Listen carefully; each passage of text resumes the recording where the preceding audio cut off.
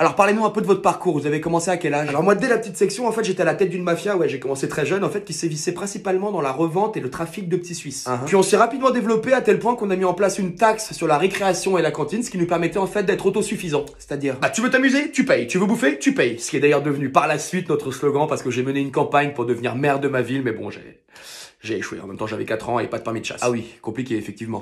Écoutez, pour moi, c'est bon. On vous écoute, monsieur. Alors moi déjà, faut savoir que j'ai des petits problèmes de kleptomanie. Oui, oh, vous êtes pas le seul. Oui, seulement moi, ce que je vole, c'est des êtres humains. Des élèves de ma classe ou de mon lycée, en l'occurrence.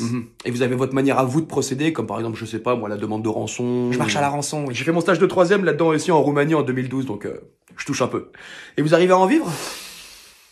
Ça va dépendre des mois, mais ça cartonne surtout pendant la période des fêtes de Noël. D'accord, bah écoutez, pour moi tout est bon, hein. En plus monsieur est indépendant et autonome, et moi personnellement, bah je respecte ça, donc bah bonne chance pour le tournoi. Monsieur, vous me dites que vous avez des tendances cannibales, moi je veux bien, mais on n'est pas chez Burger King quand même, les concurrents que vous allez affronter dans l'arène, c'est pas des whoopers. Ah, bien sûr. Ah mais vous me dites non bien sûr, mais ce tournoi c'est avant tout un tournoi familial, vous voyez, on tourne pas un Tarantino là, non mais non. Si, désolé monsieur, hein, c'est pas contre vous, on respecte votre démarche, mais on est obligé de s'imposer une certaine limite, et le cannibalisme, c'est un poil too much. Ce sera non pour moi aussi.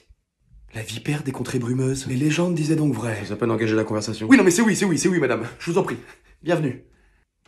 Est-ce que vous avez des spécialités, monsieur Dimitrov? Alors, c'est vrai que moi, dans mon lycée en Pologne, rapidement, le concept même du combat homme-chien était très répandu. Hein, c'est un peu comme chez vous en France, la chorale, quoi, vous voyez, on n'y coupe pas. D'accord, quel genre de chien? Pit? Braque? Dog? Oh, tout ce qui respirait, hein, on a même eu un grizzly une fois. Écoutez, moi je crois en votre bonne foi, monsieur Dimitrov. Là où j'ai un petit peu peur, c'est que dans l'arène, ça va pas être un gentil grizzly en face de vous. On parle quand même d'André. On garde ça à l'esprit, Dimitrov? Allez, allez-y.